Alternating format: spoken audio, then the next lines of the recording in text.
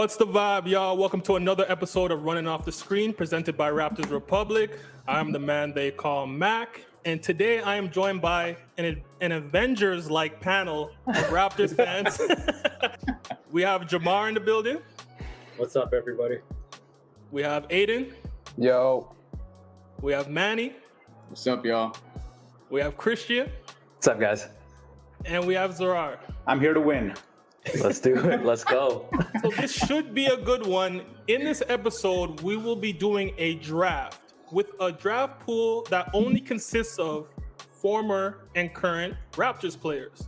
So each of us will take turns selecting 5 players, so basically a starting 5, and only players that played a regular season game with the Raptors are eligible to be drafted. So guys like Precious Achiuwa or Dragic are not eligible. And also, the player you are drafting is the version of that player when they were on the Raptors. So if you're getting Olajuwon or T-Mac, they are not in their prime as yet. So, and to make the draft a little bit more balanced, I would like to do like a snake format. So if you have the last pick in the first round, you're gonna have the first pick in the second round, and so on. So, I got the last pick, but the man who's on the clock right now is Manny. Manny, who are you taking? All right, gentlemen. So, with the number 1 pick in this evening's draft, I'm going to go with. Oh, wow. Whoa, wow. Oh, wow. I The Kawhi Leonard, number 1. He stayed with me. I don't know why he didn't stay with Toronto. Yeah, that seems like a consensus pick there. I don't know. It kind of feels like a betrayal. Oh, well, I guess the top 2 guys are kind of like in that mold. Yeah. Let's just the results driven, okay? Let's just make this results driven. And Jamar, who are you selecting? You have the number 2 pick.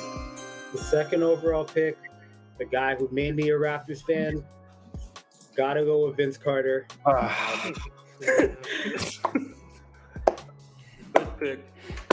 Good pick. Sorry, Kyle. Sorry, Demar. Sorry, you guys, but I gotta go with Vince. I'm going on talent alone, and he's probably the most talented Raptor ever. He didn't do the most for the Raptors, but he's probably the most talented Raptor ever. So I gotta go with Vince. Solid pick. I mean, you could make a case. He did a lot for the Raptors. I mean, he didn't win a title, but I think you could make a case that you could make an argument he did the most for the Raptors, except winning a title. You know what I mean? This generation of players in the NBA, Canadian players in the NBA, are because they watched him, I think. And then, within another 15 years or so, we're going to see another boom, I think, of Canadian talent. And I'd say, I mean, if Vince doesn't re-sign with Toronto, it basically puts Toronto on the same path as what happened to the Vancouver Grizzlies. 100%. I was just going to say that. I'd say there is no Raptors. It's a bold statement. There is no Raptors without Vince Carter, but you could make that case. Yeah, you can make that case. It's a fair case. He's part of that whole NBA wave, really. Like, that whole couple of years of draft class, carried the NBA for a whole decade. So it's not just the Raptors, but yeah. Yeah, good pick. Again, he's the first superstar, maybe the only true superstar, other than Kawhi, I guess, on the Raptors. And Adon, you have the 3rd pick. I feel like I'm the Orlando Magic in this year's draft. He just fell right into my lap. I'm just briefly going to say I have a criteria of 3. 1, my style of basketball, which is the gritty, fast-paced, hard-nosed style. I drafted based on nostalgia, the guys that are near and dear to my heart. And the last thing, obviously, is my chance to win. And with that, Kyle Lowry is the guy that hits all of those right on the head. He's a leader. He's a great floor general. He's a great player. And he's now, the Toronto Raptor.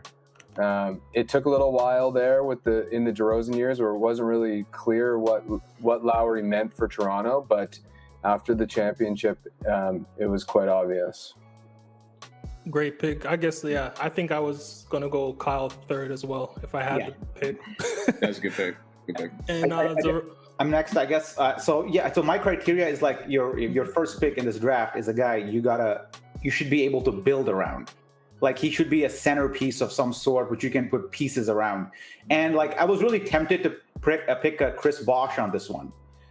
Because Hall of Famer, has spent years in Toronto. But one of the things that we saw in Toronto with Bosh is that you couldn't really build around him, right? But unfortunately, that's all I have left at this point on the board. The other option that I was thinking about was Damon Stoudemire, but I think his stint was a little too short with the Raptors, and I don't think Bosh is obviously much more of a franchise player than him. So I'm gonna go with Chris Bosh, who was heavily criticized for his play in Toronto for not being the guy or a tier 1 player. But here I am picking him number 1 in my draft. Good. He was a consistent 2010 guy, like consistent man, year in year out, out, easily. And I think we made fun of him at the time for like not driving the ball when really he should have been going the other way and hitting threes all this time. So he was ahead of his time. He could have changed the league before Steph. Yes. Mm-hmm. Yeah. In some ways, you can build around him because he's so flexible, especially nowadays basketball. Like he is a medium ball 5, but he can play down as well. So I mean, you still need a superstar beside him, obviously, but it's a solid pick. Yeah. Zarar, do you want him down in the post or do you want him around the perimeter? Well, see, Max set the context that you can only pick the guy that played when he was with the Raptors. Right. So when he was with the Raptors, he was basically not even a post player. I would even call him like a high post. High post. He was a high post, mid post player, more face up than post up. I'd say 70% of his possessions were like face up. Yeah, right. So I guess that's where I would put him. And I think in today's NBA, he would thrive as well, because what he always had, and whether he played in Miami or in Toronto, was that he always had a quick first step, which could have been which worked in any sort of game. And with the 5th pick, Kristian. All right, new kid on the block vibe. See, I'm in a very weird spot because I was kind of arranging this in tiers, and this is where that Chris Bosh pick was the last player on my tier 1 set of players, and I think I'm kind of in that fork in the road kind of part of the draft where you could kind of take this in several different directions. I personally, if you weren't going to take Chris Bosh, I was 100% going to be like, yes, Chris Bosh, let's go with this. Stretch big, can play inside, can play outside, Hall of Famer. Could go a couple different directions here. I really like, since we're drafting a starting 5, the only reason why I'm iffy about this pick is because I like some of the shooting guards at the back end of this draft, but I think just because of everything that he kind of accomplished in the last decade as a Raptor, I'm gonna have to go with Demar Derozan here for my first rounder. I was kind of contemplating between him, Pascal, some of the bigs. I love Freddie. Damon Stoudemire, Mighty Mouse would have been a solid pick here. But we'll go with Demar Derozan. With the context of them as a Raptor, I guess I don't get some of his advanced playmaking that he's developed since as a Spur. But I got that mid-range game. I have the ability to, get a bucket here. He can create for us here off the dribble, as you guys can see in this package. Just a go-to guy for us in the last 10 years. He couldn't get it done in terms of getting us to that championship, but he was a key trading. He was the core of that trade for Kawhi.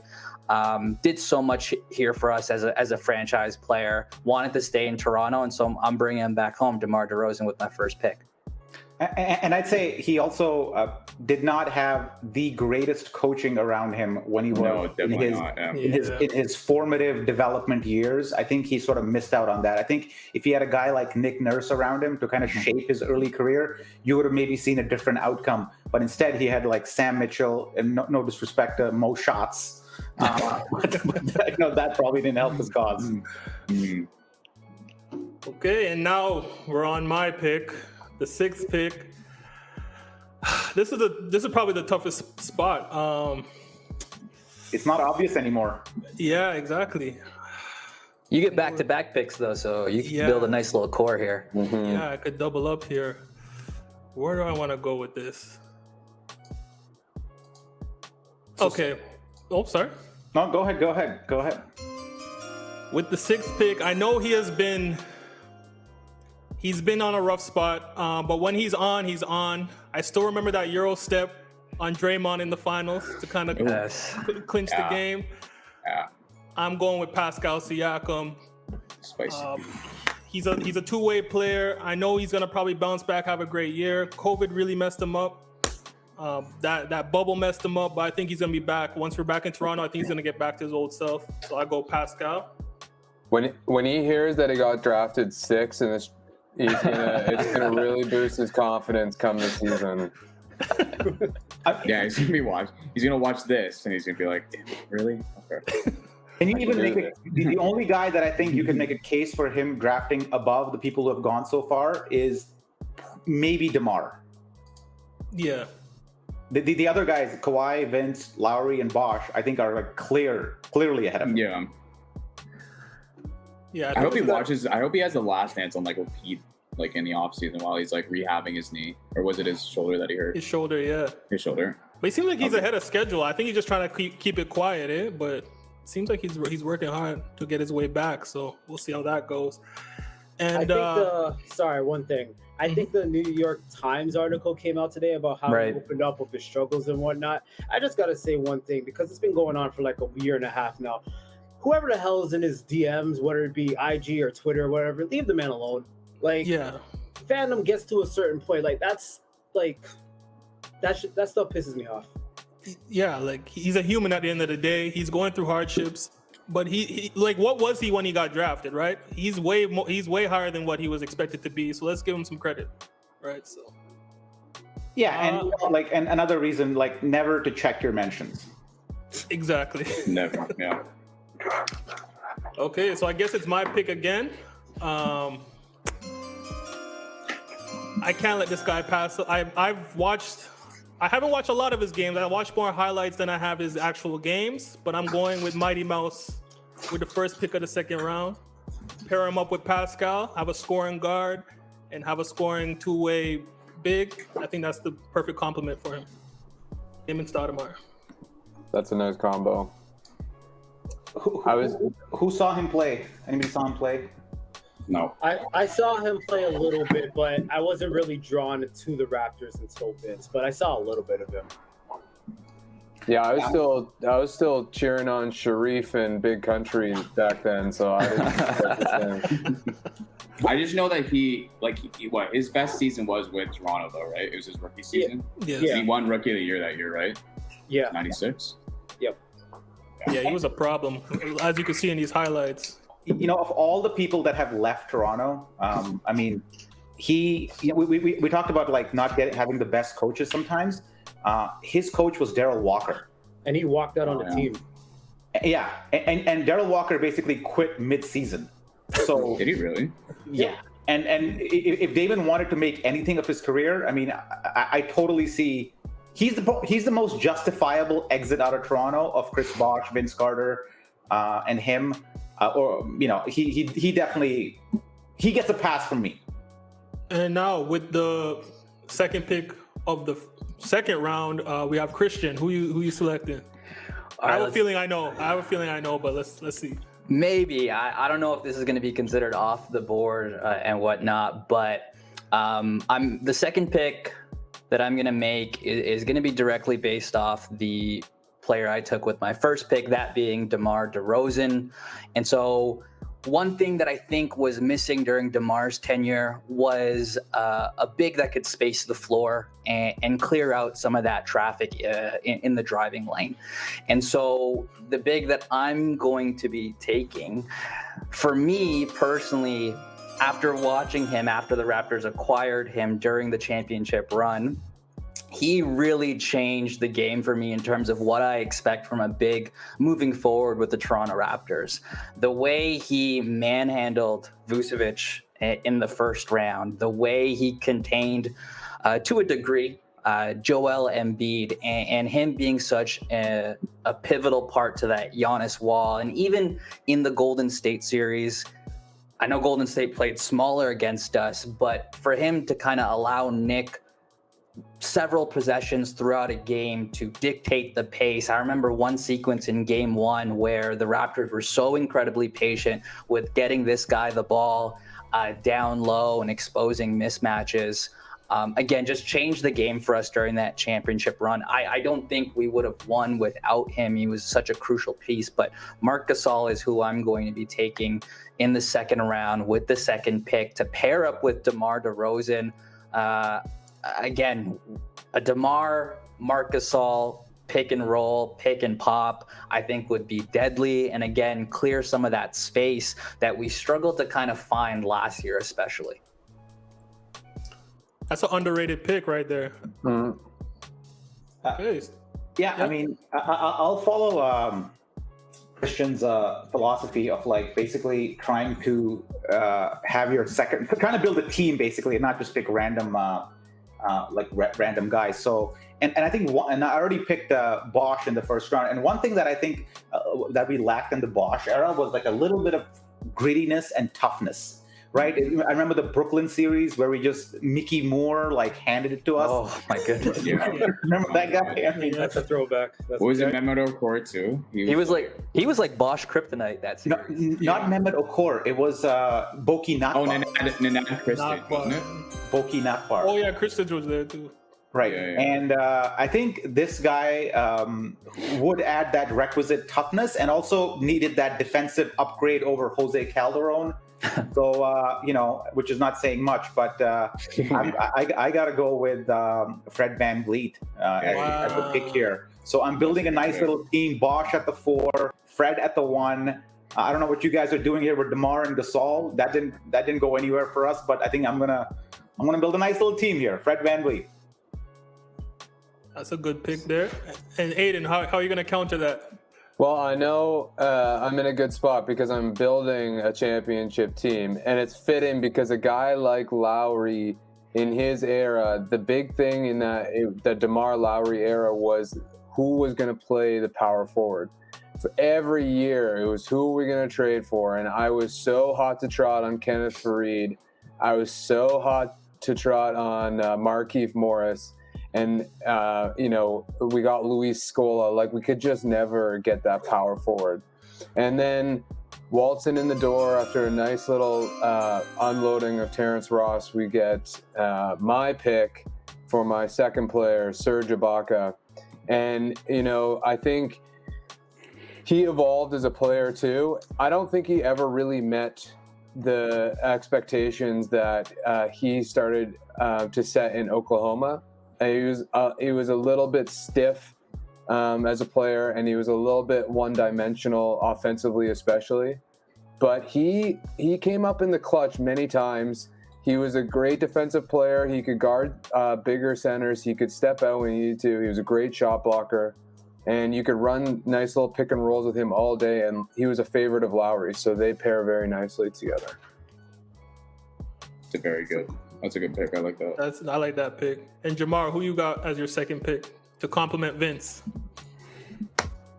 This is tough, especially for a guy who did not look of anything before this. So I've been looking through stuff as you guys have been talking, and there's a bunch of different ways I could go. I could go with a facilitator. I could kind of balance things out with a big. I'm kind of juggling between two people as I speak, but to make this fun, what I'm gonna do is, let's go. If you remember his last season, as a Raptor, he was really starting to come into his own. He even averaged almost 2 blocks for a wing player. And, we've always had the what if he stayed, what if the two of them were together. So I'm going to bring T-Mac back with Vince. Damn. I'm going to have the 2 wings together. They can, and they're versatile enough where they could play in any era. So I'm going to bring the 2 wings together.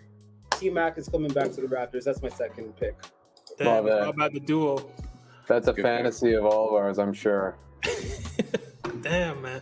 what he became is like, I don't think anybody could have foreseen that. And I don't think he could have become that with Toronto, especially with Vince. But at the end of that 2000 season, you were seeing a lot of flashes. He was flourishing, and even in that, I remember even in that first game where Vince was like 3 for 20 or something. I'm talking the playoff game against the Knicks when he was like 3 for 20 or something. It was T-Mac that had like 25 points. It's like you could like it, and at that point, I think he was only 20 years old. So I mean, the signs were there. So I'm just building off that. Yeah, I think if he stayed, he would have been more of a defensive force. Like, yes, he was a good offensive weapon, but defensively, like you said, those 2 blocks that could have blossomed into something. He would have been like the ultimate Swiss Army knife. So, exactly. Yeah. And facilitating was coming, the athleticism was there, the defense was there. Obviously, he had to sacrifice some defense for offense when he went to Orlando. But like he would have been the ultimate Swiss Army knife. So that's who I got to go with. We probably would have attracted more free agents, like maybe some better players too, if like they'd kept those 2 together. But also, I think it was just the early years, right? And we talked about coaching. Darryl Walker. Yeah. We talked about Darryl Walker a little bit. Darryl Walker would not play Tracy McGrady in a season where the Raptors won 16 games because he said he's not mature enough. He's a rookie out of high school. Mm-hmm. Yeah. In a season that's going nowhere, and you're benching him. Like, you talk about it was a perfect place to give this guy 35 minutes, and he basically was on the bench for half the games because Darryl Walker didn't like the cut of his jib. Yeah. Oh my gosh. 6'8", Zarar? 6'8", 6'9", explosive wing. Tell me how you really feel, Zarar. Yeah, but thank God for Butch Carter, though. He's an underrated coach, eh? Yeah. Isn't Butch Carter underrated as a coach? Why doesn't he get no love? Yeah. He's underrated as a coach, but the problem is that he didn't want to just coach. He was undermining the GMs and stuff like that. And so he became toxic because even before that 2000 playoff series, I can't remember, maybe Zarar might refresh my memory. No. Go ahead. But anyway, I just remember he had this whole legal thing going back and forth with Marcus Camby, and I was some lawsuit type of thing, and he was getting under the skin of the vets like Antonio Davis, Charles Oakley. So he had a lot of coaching talent, but he became toxic. He's his head got too big or whatever. The Mark Jackson and Golden State effect, basically. No. So the story is this. The story is that Marcus Camby and Butch Carter had a thing going, and then the Raptors traded Marcus Camby to the Knicks for Charles Oakley. Charles Oakley, yeah. And while the Raptors were playing the Knicks, Butch Carter and Marcus Camby said something in the press about Butch Carter or his time in Toronto. And Butch Carter, during the playoff series, sued Marcus Camby for defamation of character. He sued him. Here's the quote. He's a liar, Camby said. I don't really like him. No one likes him, and no one wants to play for him. That's the kind of guy he is. Defamation of character lawsuit coming up. Jesus. Yikes. Yeah, so he wasn't a player coach. Damn. I feel it's weird though, because I kind of feel like he was, but he just rubbed him the wrong way, I guess. Yeah, I don't know. It's kind of weird. Because I mean, Vince and team, he was part of the reason T-Mac started to grow. He 100%. let them do their thing, but then he would just have this off the court drama where it's dude, why can't you just coach the team? That Marcus Camby trade, man. I don't know. That one hurts too. We'll get to that. I guess we'll get to that. Yeah. So, Manny, it's your pick now. All right, boys. So, God, I don't know if this is a nice way for this to have worked out. With my second pick, I'm gonna go with the man they call Kawhi 2.0. You know that guy OG who's we still don't know what his ceiling is? Yeah, I'm gonna go with him. I think he'd be a good guy to go with right now. Yeah. He's still if we've seen anything over the last I think 4 seasons, this guy's constantly getting better. His game is expanding. It's expanding every season. We touched on this before, Zarar. All he really needs to do is, develop a quicker first step. and I could definitely see him averaging around 18 to 20 points per game. He's already one of the premier perimeter defenders in the league. I'll even go a step further and call him just premier defenders. Kawhi 2.0, OG Anunoby. That's my second pick. For many reasons. And the thing with OG, people overlook this. Well, not overlook, but he is one of the most versatile defenders the NBA has seen. And I think he had the highest defensive versatility rating ever recorded in the last 15 years. And I think second on the list was Rondae Hollis Jefferson when he was with the Raptors. So it's I don't know how much weight you put on that stat, but he is one of the best defenders in the league. So good pick. Yeah, 1 through 5, he can efficiently guard them all. I remember even in the bubble in the Celtics series, back against the wall, he was playing the 5 for us, and Nick put him back there, and he did a solid job. One thing about OG is even if he doesn't develop that that quick first step that we would like him to develop, he's shown that bully ball kind of mentality, and it's worked out really well for him. And I think one thing you never want to see any of our players injured, never want to see anyone injured, but with Pascal missing some time at the beginning of the season, it's really going to give OG some of that in-game reps that he kind of needs to get things going, to get him started off quickly in the season, at least offensively. And then even when Pascal comes back, to have someone like Scotty on the floor at the same time, potentially, that means someone smaller is going to have to check OG on some nights. And, that's where that bully ball can kind of come into play as well. And he's one of the best spot-up shooters in the league, right? He had five attempts a game, and he shot over 40%. He's one of 15 players to do that. He is so efficient in everything he does. I mean, honestly, there's just I feel like I could go on forever about OG because I love him so much, but I don't know, man. It's just he is the prototype for, I think, a player that you would want to incorporate into your team's culture, into what you're trying to build towards. And I think he can fit in seamlessly in any era. I don't think there's one era he couldn't fit into. He's strong. He's big. He's long. He's athletic. And he's a rugged defender. I love everything about this guy. I really do. And you know what? I like the fact that he invites contact. He's not afraid of getting hit or going into the lane and inviting contact while not compromising his shot quality. Demar went into the lane often, got invited contact, but compromised his shot quality because he wasn't strong enough, or he maybe whatever, he didn't have the angle to shoot properly, so he kind of used to bend back. But OG, when he goes to the rim, he stays up strong. So even though he's getting hit, he's not necessarily getting a lower percentage shot. No, and his reactions to having drawn contact, or if he's hammered down, is quality meme content, by the way. Isn't it so unfortunate we didn't get to see him and Kawhi during that championship run? I would have loved to see him play together. That would have been amazing. That would have been unreal. There's nothing unfortunate about that season. Yes, that's true.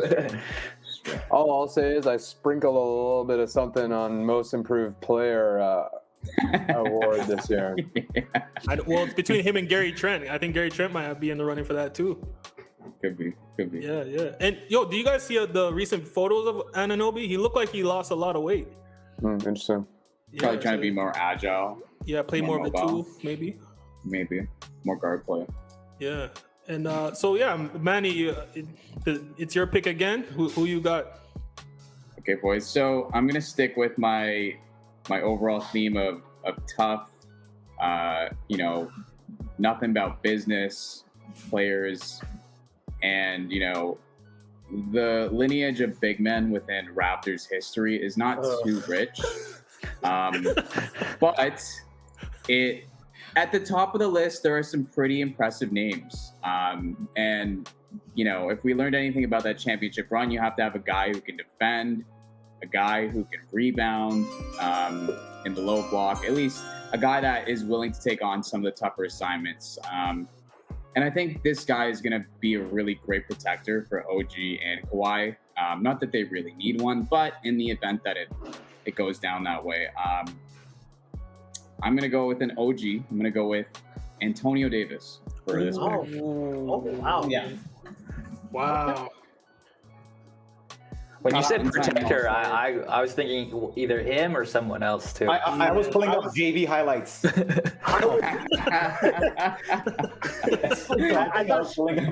thought you were growing somewhere else too. That's why I groaned. Oh man. There we go. Yeah. Antonio Davis, one-time All-Star. Oh man. We got him for Jonathan Bender. Yes, I remember. And that. who the hell's Jonathan Bender? Yeah, he was drafted in like I think 99 or 98. I think it was 99. Spencer was 98, right? He was another one of those high school dudes.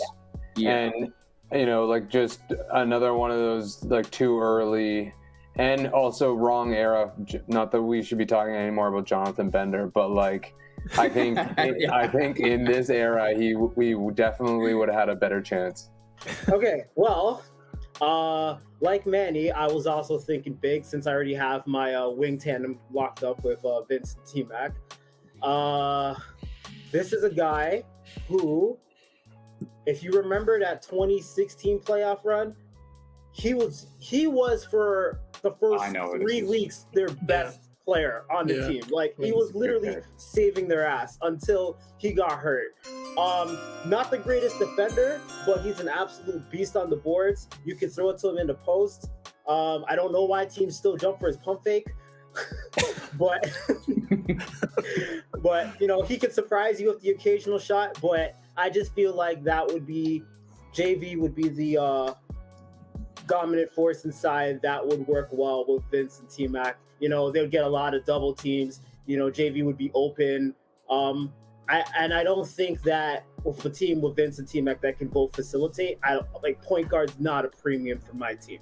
So I want someone who's going to be scoring at the rim, grabbing boards, because the Raptors have, you know, usually they struggle in that area. So I think JV would be perfect. That's where I thought Manny was going there, which is why I groaned. Yeah, same. I totally forgot about Antonio Davis. So I'll scoop up JV.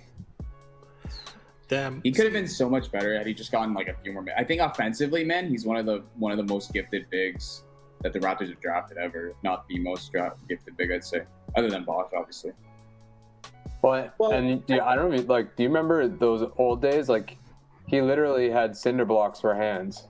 Yeah. He could not catch anything. He like his footwork was slow. I mean, he's evolved so much over the years, and now is like a monster. He's nearly unstoppable offensively if you give him the ball down low. Mm-hmm. And sort of underappreciated as well. I think throughout his Raptors career. I think you guys remember feed JV the ball, he'll always deliver because his statistics per 40 or per 36 were always like super. But he never really played the fourth quarter because for whatever reason, Sam never saw him as a finisher. So you saw like JV play a great first half, maybe a decent, maybe a skip in the third, and then gone in the fourth quarter, despite having a good game. So we definitely got the short end of the stick in terms of that in Toronto. They would so like the Raptors would score in the first quarter. Let's say they score 20 points. How many times do you see JV have 10 of their first 20, and then he would end up with like 14? Yeah, it's like that was like they'll feed him for the first 5 minutes of the game, and then that's it. And then you knew he wasn't playing the fourth. So yeah, people got on Casey for a lot for that, but it felt like he was finally starting to get minutes in that 2018 playoffs when we were tied with Washington for no reason. It's like, oh, right idea. Why don't we play JV in the fourth? And it worked out to get past Washington, but by that point, I guess it was too late. And he's also one of those Raptors. I was talking about this at the barbecue, like between Vince with his leg injury and Bosh getting hit in the face and Demar getting ejected and JV getting hurt by Draymond. It's like we've had a lot of Raptors, like the best Raptors in our history, their last moment in a jersey, so in some weird situations. Like I don't know how many franchises had that, where it's just like, okay, that's your last moment as a Raptor. So I don't know. I also find that weird. Every time we played Memphis last year, he reminded us how bad we needed a big man down low. And I still remember in that draft class that he came out of, I remember wanting Kemba Walker so bad because I was so enamored by, cardiac Kemba with the step back Kemba in UConn, and us drafting a very skinny and young Jonas Valanciunas. And I remember thinking, what did we just do? And then fast forward to today, and he's just such a big part of our history. It's wild. He dominated that Miami series in 2016. Yep. That was his series. And then the other thing is that if you had placed him in, I don't know, if he was drafted 10 years ago, I feel like he would have been a perennial all-star. Yep, 100%. 100%. Because he is that old, and that's what everyone was saying when he was coming over from Europe, is that he's not, your typical European, when, the NBA would always label European players as a little bit softer. But he was always touted as having been, no, he's more of a traditional big. Even though he plays in Europe. And so, I can, there's nobody that's, I think, more misplaced in terms of era. He's still unbelievably offensively. We were alluding to it with his PER and his efficiency, but man, God, he'd probably be putting up, I said, I think 20 and 15, if he was, back, if he was drafted 10 years ago. And remember the centers back in that 2000 era that were starting to get all-star nods because, the Patrick Ewings, Shaqs, David Robinsons of the world were phasing out. It was guys like Brad Miller, Zydrunas Ilgauskas, McGlure made an all-star team. I feel JV could cook all of them in that era. So, yeah. And I have a question. Eastern Conference centers in that era were real whack. Yeah, that's why they took away the center spot in the All-Star games. What is this? Let's see post plays in an All-Star game. But but I was gonna ask you guys, do you think if we kept JV and never traded for Gasol, we still win a ring? No, definitely not. No, definitely. There's nobody there to contain Joel Embiid. There's nobody there to contain. There's nobody there to trust to guard Giannis without fouling him. Even though his foul shots aren't really that threatening. Picture Golden State running a pick and roll, and it's JV who has to handle Steph Curry one-on-one, 24 feet out. Yeah, he doesn't have that defensive IQ for that. Yeah. He doesn't have the footwork or quickness, anything for it. Really. And underrated part of that trade is that he also helped the spacing. The 3-point percentage went way up after JV, because Mark would just be in near the 3-point line, and that just kind of opened everything up. So, and he's a good playmaker too, so he opens up threes for other players as well. Exactly. Great passer. Yeah. So Aiden, it's your pick now. Have you decided? Yeah, I've been scrolling through making sure I'm not missing somebody. It's kind of that part of the draft. Let me first do an anti-draft. I will never draft Hideo Turkoglu. Andrea Bargnani, never. Sean Marion, suck it. Landry Fields, no thanks. CJ Miles can fuck off, and Patrick Patterson, no way. So those guys are automatically. Jason Capono, Linus Kleza. Basically, everybody who Brian Colangelo signed on the market. Yeah. Carlos Delfino. I don't know. I might come back to Capono, but we'll see. Okay, all right. Okay. So I'm actually, I don't know if this guy's on your board at all, but the thing is, I got to stick to my theme, which is gritty, defensive, a little bit switchable. And I'm going with a current announcer of the league, Douglas Christie. Nice. He stole my pick, man. That was my pick. That's a great pick. That's great news. What an amazing pick. I'm so happy to hear that. Now, I had a sneaking suspicion that he was the guy I wanted. I went back and checked his stats at the Raptors, and he went off with the Raps. He was 14-4-4 in a couple of years where we were averaging 92 possessions per 48 minutes. So this is slow-ass basketball. And he had 2.5 steals a game. This guy was a lockdown defender. And at 6'5", especially nowadays, that's 4 positions he can guard, no problem. And he was long. And he went to Sacramento, and but for corrupt refereeing, they probably win a championship. So he pairs perfectly with Kyle Lowry. They're interchangeable. I have a little bit of a challenge with rim pressure right now, which is a classic Toronto issue. But I'm feeling good about him going into my shooting guard slot. Damn, man. That's good. That one hurt. That one hurt. That hurt me bad though. That makes me all the happier. Yeah. That's what I was thinking about. Like, I was thinking about that next. when he came to Toronto, he was 4 years into his career, and at 26 years old, he was the oldest player on that team. Crazy. Jesus. Yeah. Talk about veteran leadership, eh? 26-year-old leader, bro. Zarar, it's your pick. I mean, like this really kind of screwed me up, this pick, because my next pick is basically assembling a team that already existed and didn't do much. It's not really making any sense. But Christie would have added a bit of a 90s flair to things.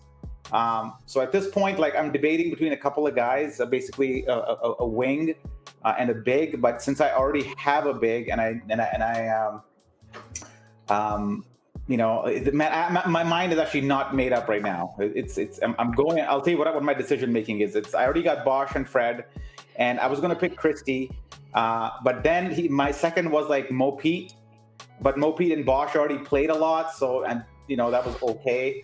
And the other guy that I would have loved to see on the Raptors would have been Charles Oakley with Chris Bosh, but I feel like I need more size there. So I'm gonna go with the not the emotional pick and go with Mo Pete, who was probably a Raptor who will, I would imagine, maybe get his jersey retired. I don't know. Maybe not. Maybe not. I don't know. What do you guys think? He was number 24, right? 24, yeah. I still don't get why he's on broadcasts. As is like one guy I don't really get, but yeah, I can't hold that against him with this pick. But I mean, if you go down his, very good defensive player, improved every year, good 3-point shooter, never complained about his role. Like, you could have made a case that he was starter quality, but there were always like somebody ahead of him. So played with Vince as well, I think for a year or so. So I don't know, man. I think he's a good, solid, all-around player. My only hesitancy in this pick was that because he already played with Bosh for a bit, and that team didn't accomplish much. So I was like, what am I really doing? But I got to go with Mo Pete. He's a little small of a backcourt too.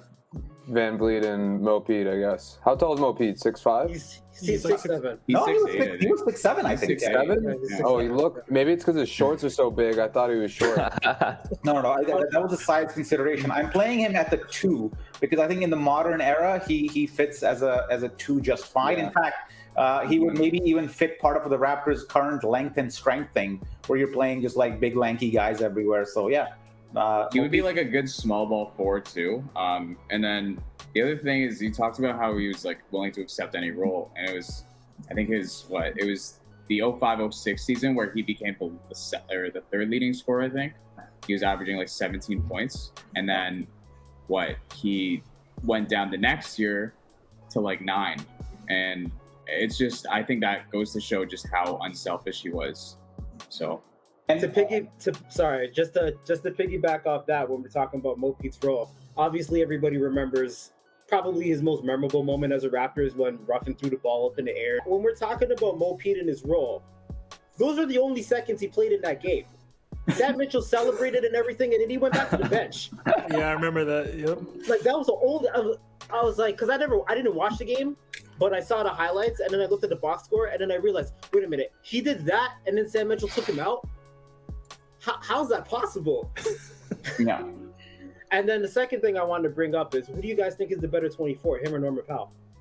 Oh, I feel like they're kind of similar in that they didn't really ever get me excited, and I was always expecting more, and they just plateaued. I guess Powell this year met those expectations a bit more, but I'd say Powell is definitely the better scorer.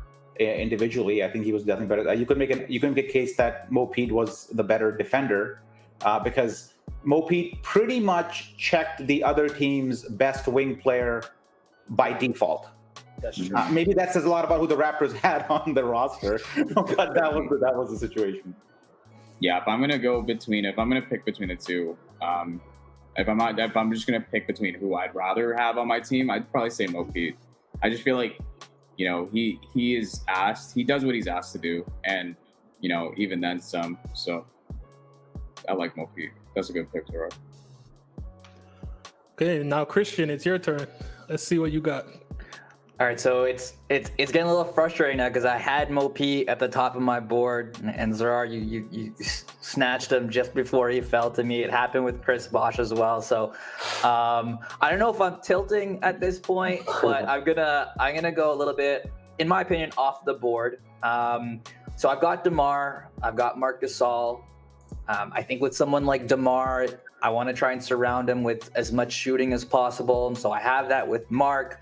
I wanted Mo Pete there, classic 3-and-D guy for that era. I'm looking around the board. I see, Norman Powell, but he's played with DeMar before, and I want to try and mix up the lineup a little bit. We've seen those two and what they can produce. So I'm going to go with someone who the very first time, at least for me, the very first time I saw him play was in a preseason game. And it was for a team, not even in the NBA. It was for Maccabi Tel Aviv. And and so let me paint a picture, right? I think up to this point, no NBA team had lost to an international team up to this point in history. And the Toronto Raptors, I believe, became the first team to do so. Might have to be fact checked on that, but it came on a corner three, a game winner from none other than Anthony Parker. And, I remember, having these conversations with buddies of mine and having to explain why that happened in a preseason game.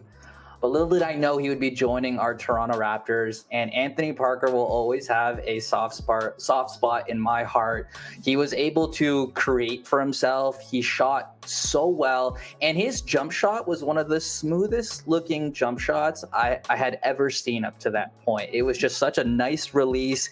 He could fade. I remember hearing things like, he was the Michael Jordan of Israel. And so Anthony Parker, I'm going to place him on this fantasy team next to Demar Derozan, next to Marc Gasol. He can be that reliable shooter. When Demar is being smothered by the opposing team's best defender, Anthony Parker can kind of create for me a little bit, just like you see in this highlight. So Anthony Parker to go with DeRozan and Marc Gasol. Over my man Mo Pete. Yes, over Mo Pete. Yeah, ironically, yeah. It's fitting that they get drafted back to back, because the next year in Washington, Parker had a crazy buzzer beater to send that game to overtime too. Yes, I remember that too. I remember the Washington broadcast was like, "No, it's not possible." It's like deja vu for them, so it's kind of fitting. Anthony Parker's like at the peak of the shooting guard era too, like kind of the DeMar Derozan style, like lulls you into this like false sense of security and then pulls up over you or gets to the tin. Obviously, it wasn't as good, but he did have that Michael Jordan-y kind of style to his game. He was always a solid defender too. Like he was always like, he kind of, filled that position once Mo Pete left for New Orleans, and I think in 2007. But without a doubt, he was a really good 3-point shooter. And I think he got drafted in '99, but it was like, he was a second round pick, and it was with Orlando, and then went overseas, obviously, and then came back and really solidified his position, man. Like I like Anthony Parker a lot. That was actually under consideration, at least for my next pick. But damn, man, that's a good pick. I like that pick a lot. Anthony Parker, wow, that's unbelievable. It's great, man. Well, I guess it's my turn, and I gotta pick up the scraps. Mac's so dejected this whole draft. I know. Man, last night I was sleeping, like smiling, like, I'm gonna get first pick. I jinxed it, man. All right, but, that's hilarious. That's hilarious. So right now, I only have two players. I have Pascal and Damon Stoudemire, and I think a good balance to that core is an underrated player in Raptors history, a guy who's a really good podcaster as well, and I guess he's a podcaster, or he's on TV too, but I'll go with Jalen Rose with my pick. That's good. I was trying to figure out who the hell you were talking about. I I totally forgot about Jalen Danny Green. So Jalen Rose, when he first came to Toronto, he was our point guard. Remember those few games that he played with Vince, and they were like winning like nothing, like they're going crazy, and then our coach put in some plays, and then we started losing again. But but yeah, he was a solid contributor to the Raptors. He embraced Toronto. He does a little bit of everything, so I think he's a good balance. I think he was like the Brandon Roy before Brandon Roy, if that makes sense. He didn't have great shooting numbers with Toronto though. That was my hesitation on drafting him. Yeah, but yeah, I'm thinking more so like versatile for my type of team. He could play all over the place. He could play from the point to the three. So depending on how I go later in the draft, I can move him around and see how it works. And with my come around pick, my team looks like they need some defense, so I'm gonna go with Marcus Camby. A guy who averaged 3.7 blocks a game in his second year with Toronto. That is his career high. And even in his rookie year, he averaged 2 blocks a game. So I think that would be a good compliment for Pascal and Damon. So Marcus Camby. So this is what we were going to talk about earlier, but was Toronto right to get some veteran leadership, which I'm not going to put an opinion, but were they right to trade him for Oakley? Oh, for sure. I think so. Yeah. I mean, I'm actually surprised by this pick because this pick actually does the opposite. With Oakley still on the board, you're picking the guy the Raptors actually shipped for Oakley in a one-on-one swap. I think it comes down to it's funny because Oakley at first was when he was like, with the Bulls, he was traded for Bill Cartwright. And like that was because Oakley was kind of like a rookie, or he was younger, and the Bulls wanted some veteran leadership. And then the Raptors, around 10 years later, go and do the same thing, except Oakley has traded places, and now he's a veteran. So he's coming in to provide veteran leadership, some toughness, and then he became Vince's protector. So I think that's cool to and it also kind of speaks to how people, I guess, were somewhat comparing Vince to Michael Jordan, obviously, in the earlier years when they were thinking that, okay, Oakley, played with Jordan and this and that. But yeah. Mac, who was your pick before Camby? Jalen Rose. Oh, Jalen Rose. Sorry. Okay. I don't know. I think Camby's the right pick. Oakley's at the latter stage of his career.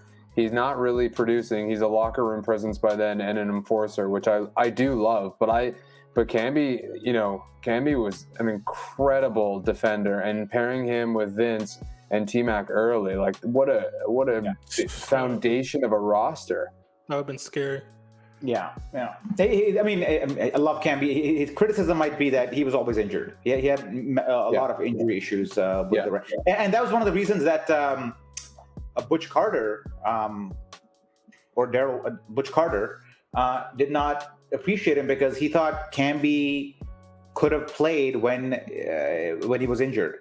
Butch Carter basically accused him of not being hard enough and not playing through injury, which was a weird accusation to make anytime, right? God, a generation of old men, Look how far the Raptors look how far the organization has come. You know what I mean? It's I'm just happy we see no more primo pasta commercials. At least I don't. Or GoDaddy.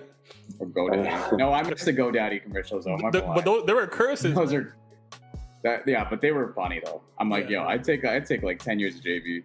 Actually, no, that's not true. I still want the championship. Anyways, okay, I'm getting off topic. So, Kristian, who you got coming around in this 4th round? Okay, so we're headed towards the home stretch of this draft here with only 2 picks left to fill our starting 5 out. So I've got DeRozan, Anthony Parker, and Marcus Saul. I know in the previous round I had said I wanted to surround DeRozan with shooting, and I need a point guard. So I was thinking, the obvious choice here would be someone like Jose Calderon, who I still believe is on the board. But I'm going to move away from Jose because I'm a little bit worried about that Jose Demar Derozan backcourt, at least defensively. So I'm going to go with Alvin Williams instead. And so he doesn't give me the shooting Jose Calderon does, but he does give me some size there in the backcourt.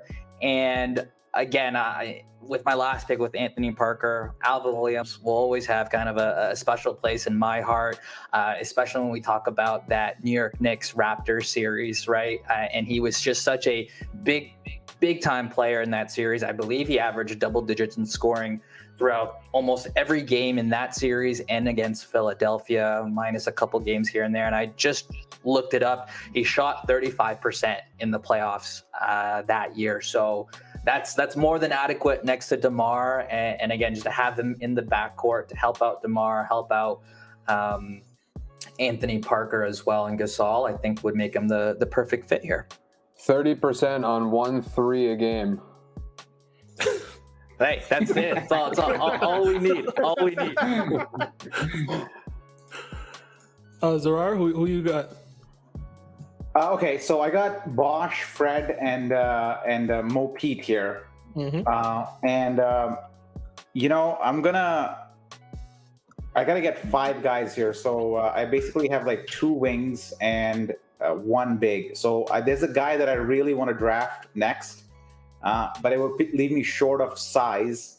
But I'm gonna make up for that in the next round, I think, somehow, because I really want to draft this guy.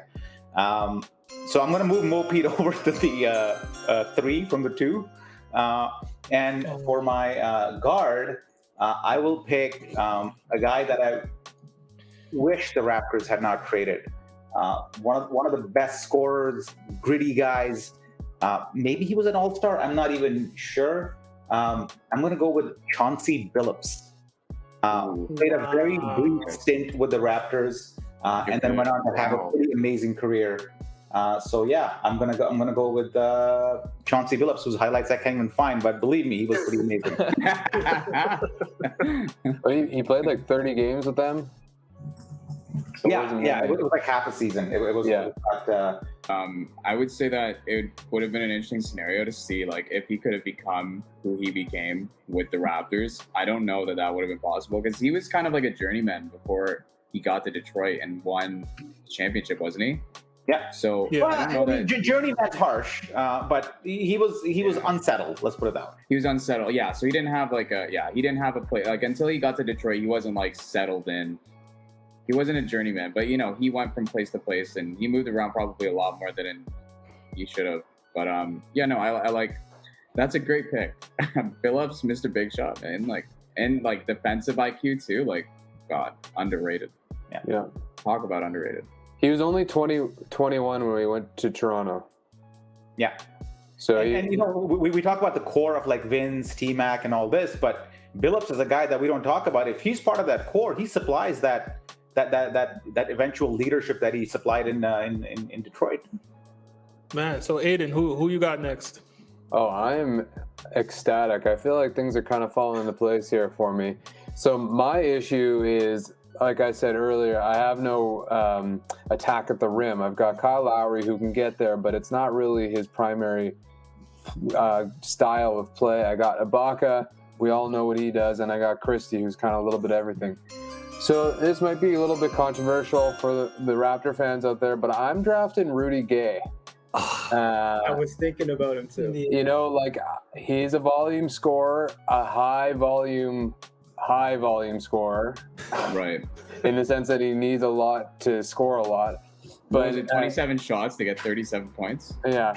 But he's supremely athletic in his prime. Like, he crammed dunks. He's one of those dunkers who wasn't all that creative, but they were just so ferocious and athletic. He's versatile nowadays. I mean, we see it even in his old age. He can play a lot of different positions. So he fits into the 3 well, can play the 4 and bump Ibaka to the 5. And he can put up the shots that he would love to put up and that nobody else on my team is really willing to do. So I think he fits with what you drafted so far. I think he fits well with what you're trying to do there. So yeah. That's a good pick. And I was going to say, Worst case scenario, I can unload him for a bunch of other dudes that will make my bench nice and deep. John Salmons. Yeah, Patrick Patterson. And no stat sheets allowed in the lockers, though. That's for Patrick Patterson's safety. Yeah, that's pretty that's hilarious. I remember watching this particular game, though, and we couldn't have asked for a better start. He was just pulling up on people, that ISO game that we hadn't kind of seen in a while. And I remember the Clippers broadcasters just kind of being really hyped for us during this game. Yeah, it's his first game with the Raptors. Yeah. Right? Yeah, it was first. He came off the bench too, right? And he just exploded for I think 30 points or something like that. Yeah. Oh yeah, and he was Lowry's homeboy at Villanova, Best friend, right? Yeah, they were like boys. Not that guy, Rudy Gay. Yeah. I think Lowry is his kid's godfather, actually. Oh really? Yeah. So yeah, they're really close. So Jamar, who you got? Okay, so my first 3 picks are Vince, T-Mac, and JV. Great team.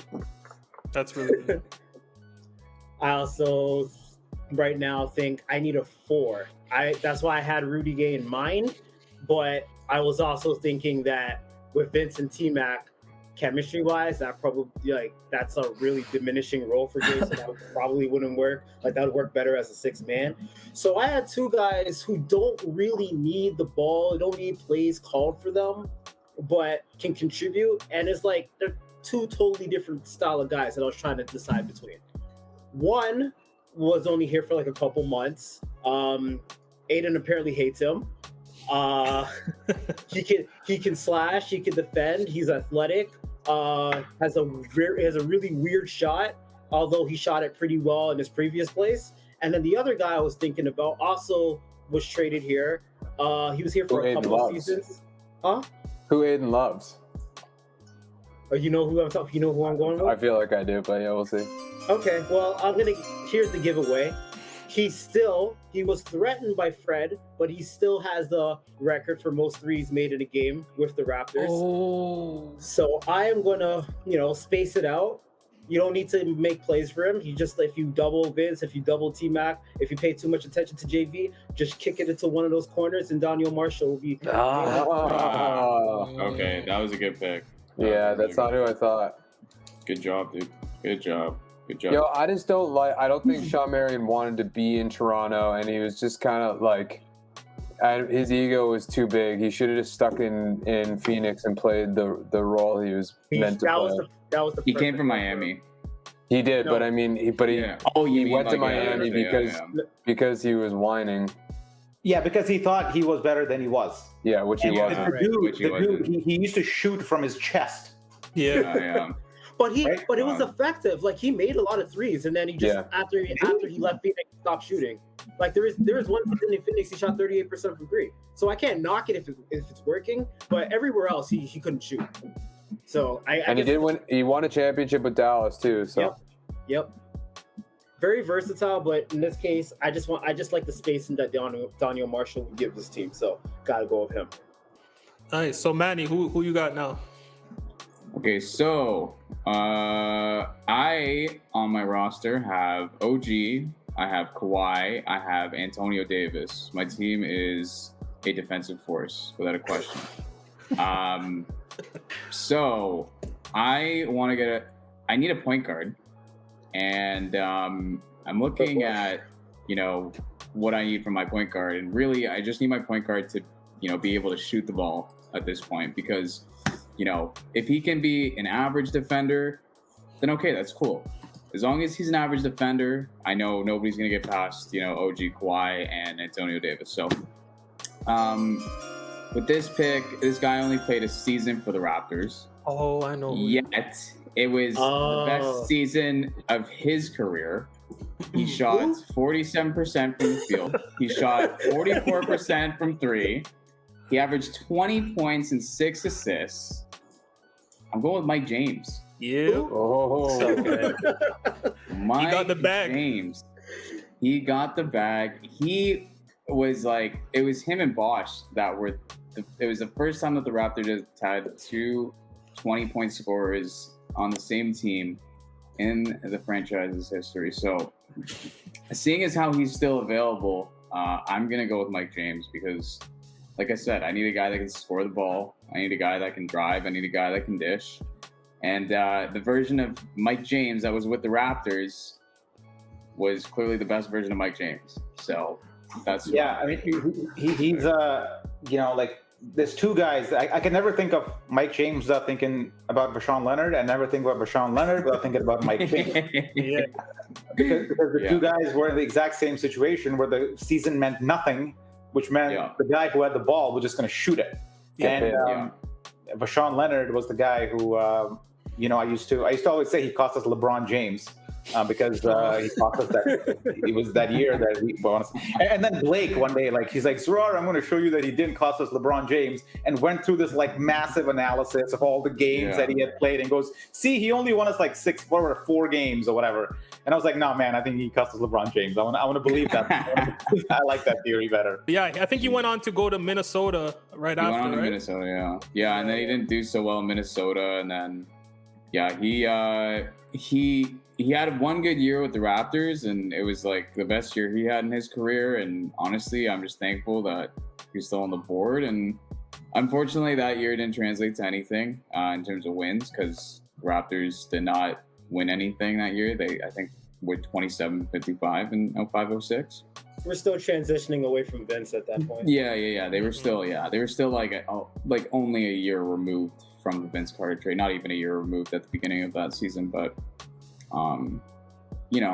I think for what he provided for that team, and I think for what he's adding to my team, which I don't really need too much leadership. I think Antonio Davis, and he's very vocal. I think for the way Kawhi conducts himself, the way OG conducts himself, I think Mike James is, if he can just kind of follow in their lead, then he's a perfect addition to my team. Yeah, I'm going to be all Fran Fraschilla on you and go, with TJ Ford on the board, to go with Mike James, questionable decision. Questionable, but hey man, I was looking at percentages and we're only going with the version that in the time that they play with the Raptors, and so TJ would have been a good pick, but I just didn't really see TJ. I wasn't ever fascinated by TJ Ford, to be honest with you. I thought he was fast, but other than, the scoring, I thought Mike James, in my opinion at least, was for that season a better player. Overall, TJ Ford's probably a better player. You could also take him Rafer, man. Skip to my Lou was on the board. Yeah, I could have, but I like Mike James. I like Mike James in the scoring role. We're really analyzing this pick. Well, there's just so many interesting non-defensive playing point guards, the Lou Will's another one. It's just all these 6'2" guys that basically are Mike James carbon copies. Isn't Calderon still out there too? Yeah. Wow, Calderon undrafted. Wow. We're gonna get to all of this. We're gonna get to all this. You guys are kind of teasing my pick, but let's But still, I'm just saying I like Mike James for what he provided for the Raptors. And then with my next pick, I actually don't know who my next pick is at the moment, but if I'm just gonna go and throw a wrench in there. There's someone I'm surprised hasn't been drafted yet. Maybe you'll draft him. Yeah, same here. I think I'll go. Okay, this is gonna be a weird pick because I don't even know how this guy's gonna fit on. Please don't take him. I don't think I'm gonna take him. I think me and Mac are on the same page. I'm not taking him. Don't worry. I think that this guy, had he showed that, after Jermaine O'Neal came in, he showed that he could play a little bit. And he's not going to have all the attention on him. And this is I feel so weird taking this pick because I'm I don't know if I want to do it. But if he can just shoot the three and if he can just shoot the ball, and, he was never good defensively. But, damn it, I'm going to go with Bargnani. Oh my God.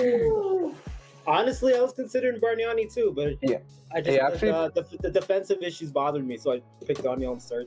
He pairs really nicely with AD though. I think so. I think it's a 4 out in that situation. Hey, at one point, Bargnani averaged 21 points a game. He was okay. Yeah, near the end of his Raptors career and his NBA career, he wasn't really shown and he wasn't seen in a very favorable light, and that's okay because for the upstart of his career, it was like, okay, maybe this guy is still holding back on something. Maybe we haven't seen something from him yet. So he did average 20 points a game at one point. Intensity. If I say one phrase, I think most Raptor fans know what that means. I'll say one phrase, and that's Andrea Bargnani. And I think 13 games. God mode stretch. Right? That was the post Jermaine O'Neal gets injured, and Kristian, I think, remembers, goes insane for 13 games. And all the projections of him being like a potential all-star are back. Then he gets injured, and we never hear from that 13-game guy ever again. I remember that. That was a prime Il Mago. It was crazy. He's not Bargnani with the Knicks that took that questionable 3-pointer with like 5 seconds left. I remember that. By like one possession. He's not that Bargnani. He's the Bargnani that. I'm like sweating beads taking this pick, and it's not even like a really big deal. But I'm just like, man, I don't know. But you know what? I'm gonna stick with my guy. I'm gonna believe that the first 4 picks that I got are going to help him succeed, and that's all he really needs to do is shoot the ball. All right, who's next? Jamar is next. So I'm next. I'm rounding out my team of Vince, T-Mac, Danielle, and JV. I need obviously I need a point guard. And I thought about any of you guys play 2K, I thought about cheating because his primary position on the Raptors was point guard. I thought about cheating, putting T-Mac at point guard, but I'm not going to do that because I'm not going to do that. So that's going to leave somebody that I think I know Mac wants for him. So this brings me to the old, we're going to have like a little throwback here. I'm throwing it back to 07. Where we had a point guard controversy between Jose Calderon and TJ Ford. And I'm really stuck right now. One guy is not really a great fit, fast as hell, and would just put pressure on the defense. And then another guy is not a great defensive player, but could shoot the hell out of the ball. But I feel like I already covered that with Danielle. So I'm literally just tossing up a point in my head.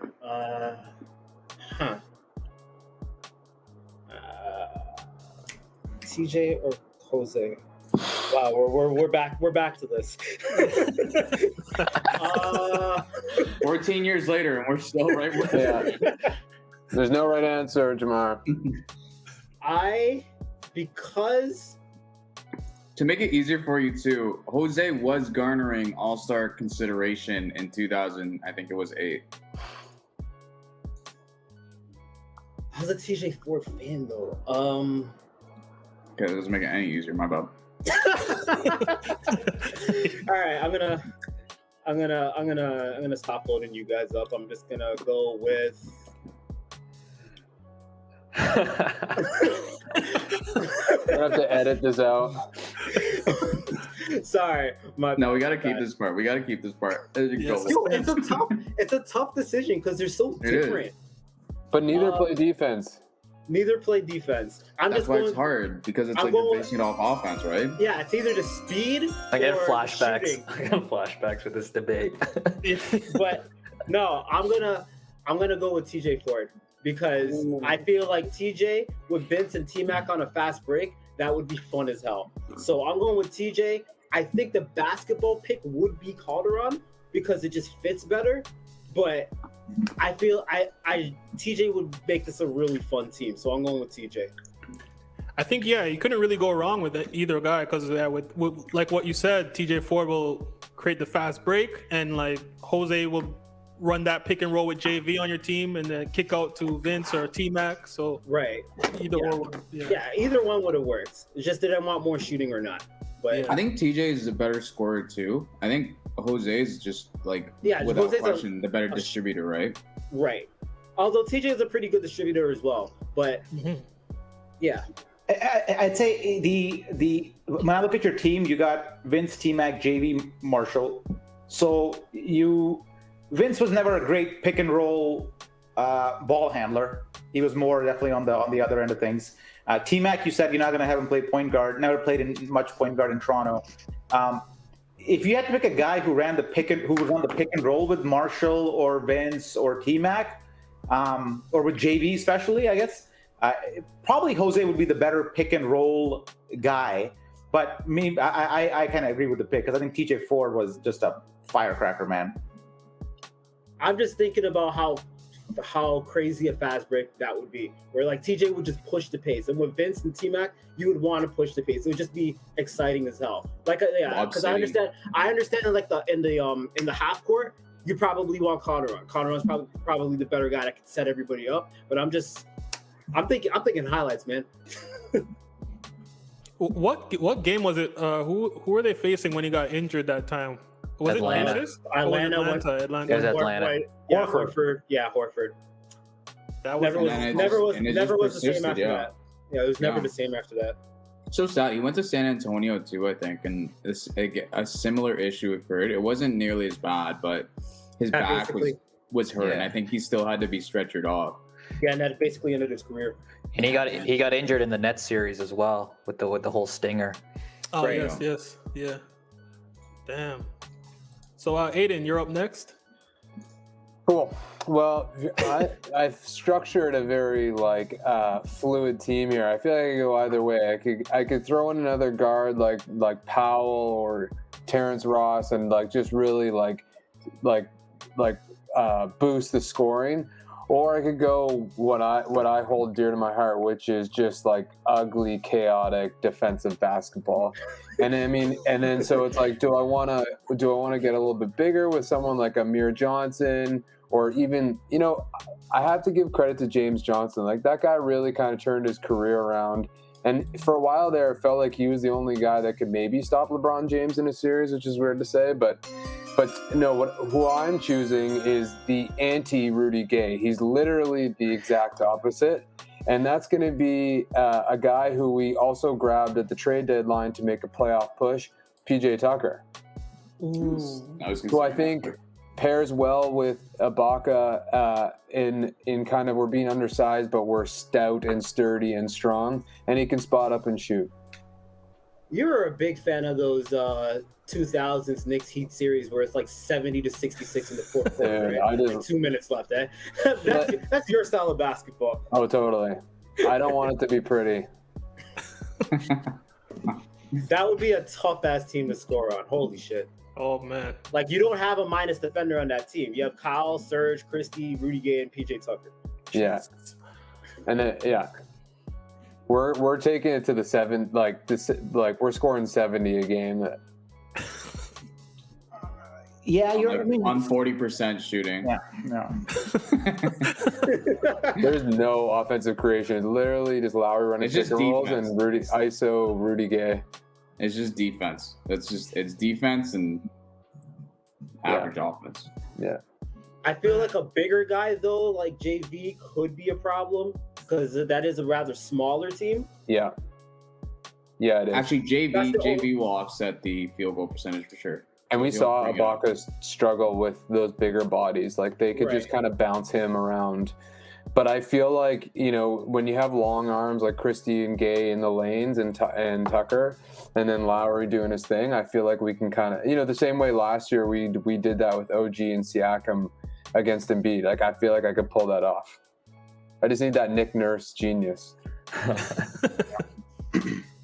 So Zarar, who you got next to round out your starting five? So I have right now Billups at the 1, Fred at the 1, Billups at the 2, Mo Pete at 3, Bosh at 4, and I need a 5. And I was thinking about pairing Amir Johnson again, but I'm gonna that team is too similar to real life, so I don't want to do that. It scares me, and I'm gonna go with a Marcus Camby-ish pick. Oh, I know where you're going. Because who picked Camby? I think it was. It was me. Who was it? Or was it you? Yeah. So you picked Camby, and you're like, the Camby of the old. Even though Camby was injured a lot during his time with the Raptors, so I'm gonna pick this guy, Hall of Famer Hakeem Olajuwon to round off my five. Only played one season with Toronto, and had this amazing game against Atlanta. Hit the game winner there. Yeah, I'm cheating a little bit. Yeah, he wasn't the Hakeem that we know, but a great player. This team probably doesn't do that well in today's NBA, but overall, I mean, it's got two Hall of Famers on it. How many other teams on this draft have two Hall of Famers on it? I don't know. So I'm gonna go with They're the only two Hall of Famers in Raptors history right now, I think, right? One day that team might get a third Hall of Famer. You never know. Yeah. Zarar, you didn't want Jermaine O'Neal? No, because Jermaine O'Neal. Okay, we used to have this guy who write for us called Scott Phillips. He used to do the roll call. And man, you should go back in the archives and check out his analysis of Jermaine O'Neal from that season. And he used to shit on him all the time, rightfully so, because this guy just folded every time you needed him. So even though on paper it's Chris Bosh and Jermaine O'Neal, the Twin Towers, the East Twin Towers of the East, they were called, or whatever, it was not a good team, and he was very inconsistent. He had a few games here and there. I'm confident that Olajuwon is the better pick there, because Olajuwon, at least, even at his ripe old age, was still a good defender. Jermaine O'Neal was a good shot blocker. Right. Olajuwon could actually still defend with his hand. He was kind of like Marc Gasol, but not really. But that's a comp that I would give from a defensive perspective.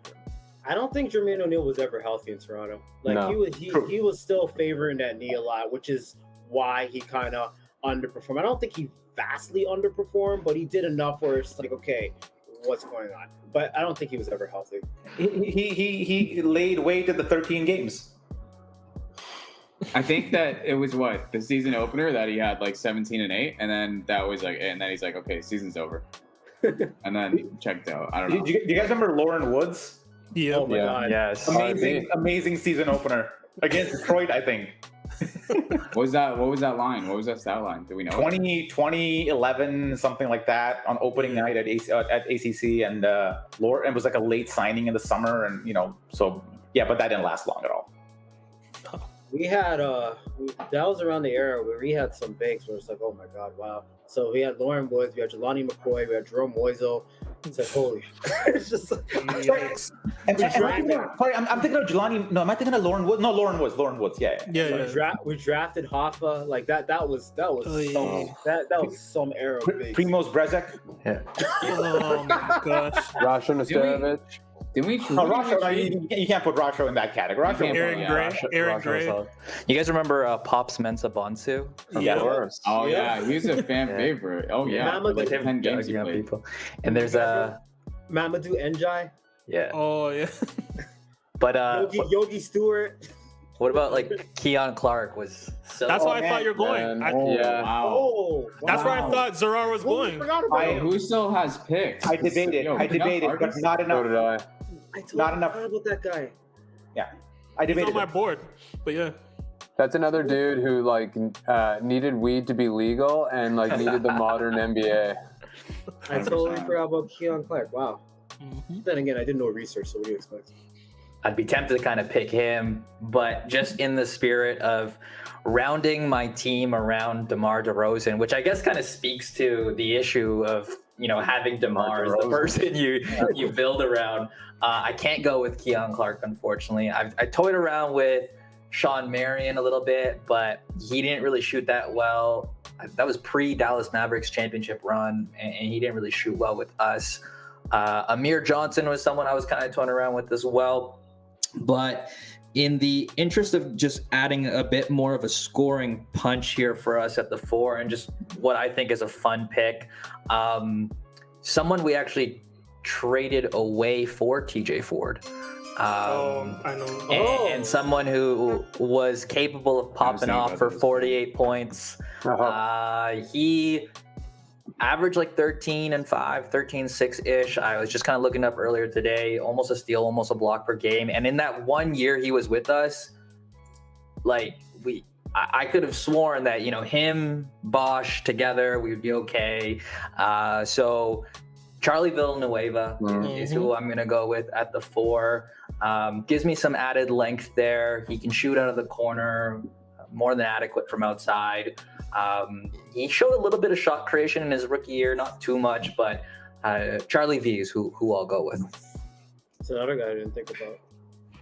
He's on my board too. Yeah, damn. I was thinking about him or Bargnani. Yeah, I think they envisioned him playing the 3 when they drafted him, but yeah, that didn't work.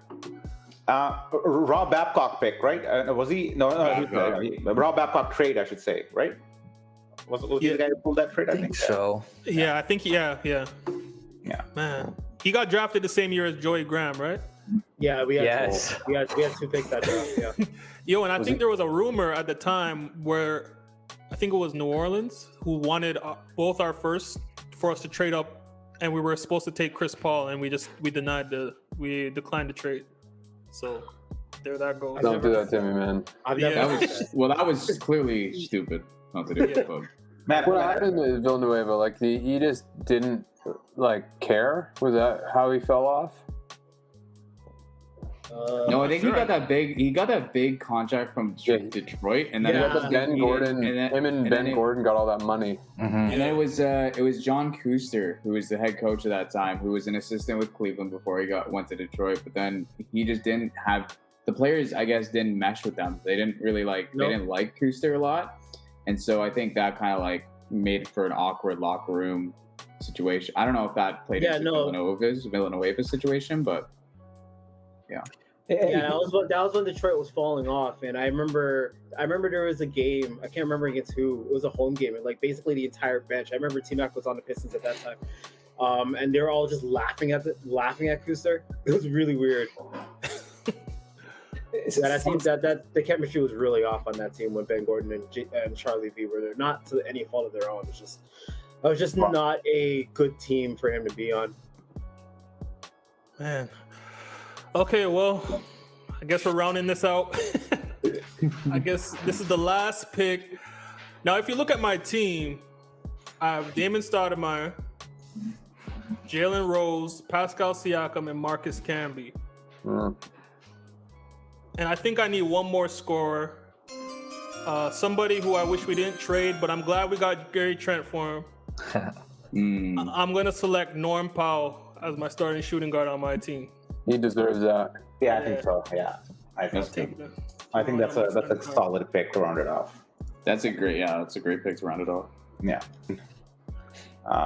Second rounder. I mean, when he drafted from UCLA, man, I think immediately you saw that this guy just slipped in the draft because he had enough physical tools and a bit of a mid-range game and a first step to be there. And would you guys rather have Norm or Gary Trent signed to a 5-year deal right now?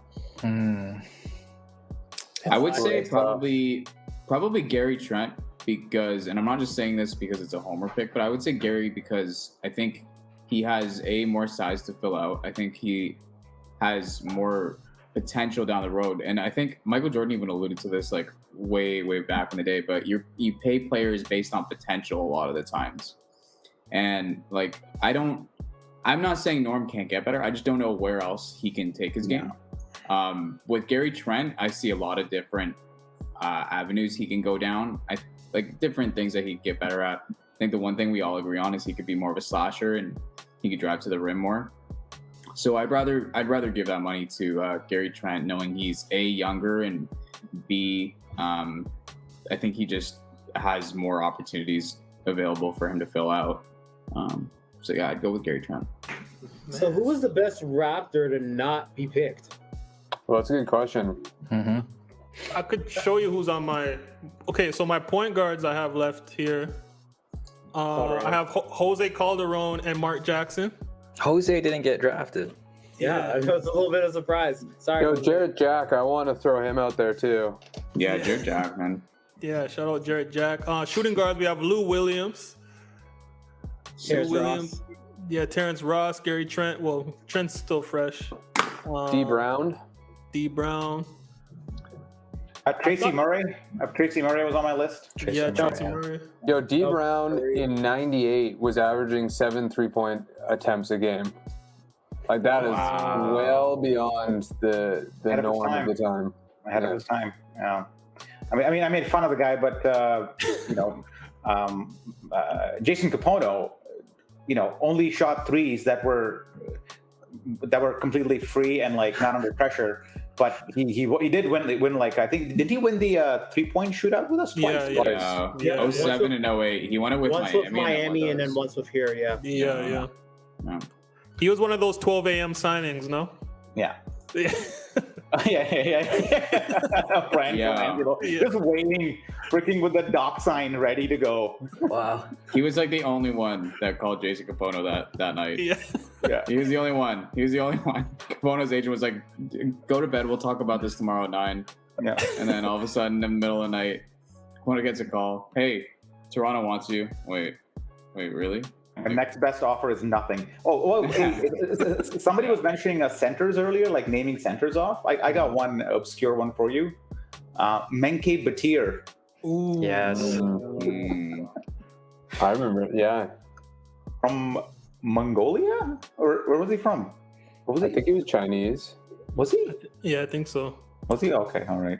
Was it Lonnie Batir? Lonnie Baxter. Oh, Baxter. Lonnie Baxter. Yeah. Were they the Bash brothers or was that somebody else? No, that was Archibald. Him and Archibald. I don't want I would never draft him, but I think Turkoglu is probably one of the most talented that didn't get drafted.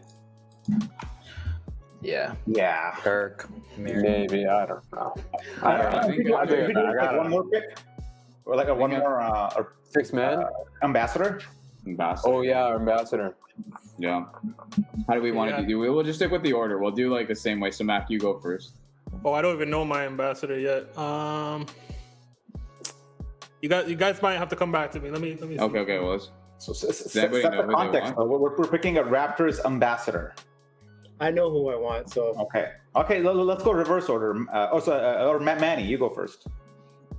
Okay, so I was thinking about this while we were drafting, and I was like, all right, so who do I want to represent my team? Which Canadian treasure do I want to really like? What person gives off like my team's personality the best? And like, I think my team has like a silent but deadly kind of theme with it, and so I really feel that way because Bargnani never talked. We barely. I don't know if Mike James did. Like OG doesn't really talk. When he does, it's gold. Same with Kawhi. Antonio Davis, like I said, he's probably the most vocal, which is probably a good thing. So based on that theme, silent but deadly, I think it's only right that my global ambassador be Keanu Reeves, John Wick himself. Without question. I mean, honestly, my next choice was Celine Dion. Hey, don't give you ideas. Don't give you ideas. You might name my guy and people might pick him. Okay, please, because I got a special guy, man. Okay, you have a special guy. Special. So anyways, I was thinking about a female singer that I thought was very good, but I opted for Keanu Reeves because I thought, like I said, he just embodies the theme of my team, and he's a very interesting, very charitable person. So I think that's also a good thing. He'd be a good influence on my team, hopefully. If we're gonna look at it from that aspect. So. Yeah, Keanu Reeves is my global ambassador for the team of Kawhi, OG, Antonio Davis, Mike James, and Andrea Bargnani. Nice. So, Jamar, who's your ambassador? Okay, so literally the first person that came to mind because I wanted to stay in Scarborough because that's where I'm from, born and raised. So I'm picking Andre Degrasse. It's just the first person that came to mind. He's obviously been tearing it up with all the medals that he's been getting and stuff. So I don't know why that came to mind first, but that's just who I wanted to represent as my global ambassador. Aiden's gonna screw me over. I know it. No, I'm struggling. Zarar, you go ahead because I'm still all over the place. Thank you. And you know what? This is the guy who should be the global ambassador. because by every definition, he is the coolest person. Undoubtedly, you look at this guy, you're like, yo, I want to be, I want to be buddies with this guy, beer with this guy, or whatever, hang out with this guy. Not Drake, right? So I'm gonna go with my man Sam Jackson, big Raptor fan. And huge Raptor fan. Probably attended more games than freaking Drake. He's my guy. Like, you see him at courtside all the time, and he was a Raptor fan when we sucked. So it's not like he's new. He was here way back when, right? But yeah, Sam Jackson's my guy. Okay, so Adon, do you have your I don't know what I was thinking, but like, this guy would be the worst ambassador ever. But I don't care. My ambassador is an actor who played a coach in the famous 90s movie Little Giants and looks a lot like a former Raptors head coach, Neil O'Shea. Am I saying that right? Kevin O'Neill. Sorry, wrong guy. Kevin O'Neill. And that's Rick Moranis. Wow. I don't know why. He just came to mind. I'm going with it. Nice. So people who maybe don't know. Honey, I Shrunk the Kids. Honey, I Blew Up the Kids. So, Kristian, who do you have? All right, I'm going to go with someone I think is an easy call. Someone who's like very, he immerses himself within the Raptors culture. He's always involved with the Nick Nurse Foundation. He had Nick Nurse on stage during one of his concerts. My girlfriend is a big Arkells fan, so I'm going to go with the lead singer of Arkells, Max Cartman. Wow. And he plays in the Raptors Republic tournament. Played last time, played a couple times. He's played, and good guy. Damn, so I guess that leaves me still scurrying around for someone. So, okay, he has some of the most iconic commercials in Toronto or even Canada history. I think his branding would kind of match the team as far as being called the Cash Man. I'm gonna go with Russell Oliver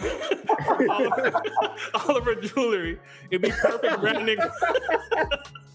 That's hilarious. I like that. I could imagine him doing pre-game commercials and halftime shows. Is that the Cash Man? Yeah, the Cash Man. So I think that'd be... I'm the Cash Man. I'll give you money for your gold. Oh, yeah. Oh That's my the man God. right there. That's hilarious. I like that. That's amazing. What's the best team here? Okay, so if I'm going left to right, so Manny, right now he has starting point guard Mike James. He has Kawhi and OG on the wing. Bargnani. Sorry? And he's got John Wick in the stands. Dude, John Wick. So if one of you guys score on me, man. Yo. Why don't you score on me, man? There's no John Wick is waiting. Who's handling the ball on this? Oh, Mike James, I guess. Okay, yeah. Mike James, OG, Even Kawhi, yeah. Kawhi, okay. I got plenty of options here. I don't know, man. I don't think this team's going anywhere. Like, there's no leader on the team. Oh, what do you mean? I got Antonio Davis. I Can guess. you imagine Kawhi and Bargnani going at it? Like, just Kawhi just ripping Bargnani on every possession. It's meme quality content, bro. Like that's the entertainment part of it, you know? You gotta have some storylines, some here and there, you know what I mean? There it is. Okay. There we go. Okay. All right. I like it. I like Okay, it. Jamar, what do you got? So Jamar, yeah, you got TJ Ford, Vince, T-Mac, Danielle Marshall, and JV. That seems pretty balanced. I like this team. Yeah. That seems pretty balanced. Yeah, it's a nice team. It's very Good traditional. offensively. Yeah. I'd say it has like its offensive potential is like off the charts though. Yeah, Yeah. definitely. Yeah, they're gonna put buckets up. Wow. Yeah. Oh yeah. So Adon, But not against my team. you have Kyle Lowry, Doug Christie, Rudy Gay, PJ Tucker, and Serge. Oh, yeah. Lockdown Central. Yeah, this is a good team. Your team is like Is it the good? opposite of Jamar's team. Yeah. That'd be a nice playoff series. That would be Yeah. a great series. I guess like Gay and Christie are on T-Mac Vince. That's like you would definitely win that matchup. And JV's probably taking Ibaka, but Lowry's going to work on TJ Ford. Yeah, probably. Yeah, easily. And then Lowry's taking every charge that, I think JV hits him with easily. Yeah. JV's gonna get frustrated easily too. I mean, I'm next to Adon. If it's your team versus my team, I mean, the backcourt is a battle. It's Christie, Lowry, Mo P, Fred. Oh, and Billups. Yeah, wow. And Billups, yeah, wow. Wow. It's gonna be like a 80-74 final whoever wins. And Bosh and Ibaka is like kind of like Spider-Man versus Spider-Man, Yeah. It really is. I think this is the most entertaining matchup, I'd say. The most even matchup. Yeah, it's like a lesser degree, 100%. Bosh and Ibaka is like, it's a very intriguing matchup. Yeah. Wow. And we got the Dream Shake. Yeah, and you got Hakeem. Yeah. Billups and Lowry, I'd love to see that matchup too. Like, I mean, obviously Billups isn't, he wasn't who he became when he was with the Raptors, but Billups and Lowry, it's a young Billups. It's a pretty cool matchup. Damn. So Kristian, you have Alvin Williams, Anthony Parker, DeMar DeRozan, Charlie V, and Marc Gasol. How do you feel about that team? I think, like, looking back on it, I do need a wing defender, but I think this team can put up points. Like, especially if Nick Nurse is coaching in a 5-out offense, I think these guys can put up points. Even if you have DeMar even really playing some of that playmaking role, and I have like 3-4 guys that can easily put up 15 points or more. So on the back end of the draft, I like the combination that we have here. We probably could use, like, if we have somebody coming off the bench, we probably could use like somebody who can switch 1 through 3 and guard the perimeter a bit better. Give us some size there. I think Anthony Parker and Fred VanVleet is like, I would love to see that matchup. Like, them guard each other. I would love to see that. Because Fred is like, yeah, he's small, but we all know Fred has like the defensive means of like, anybody. I think those 4 guys you did a really good job building around DeMar.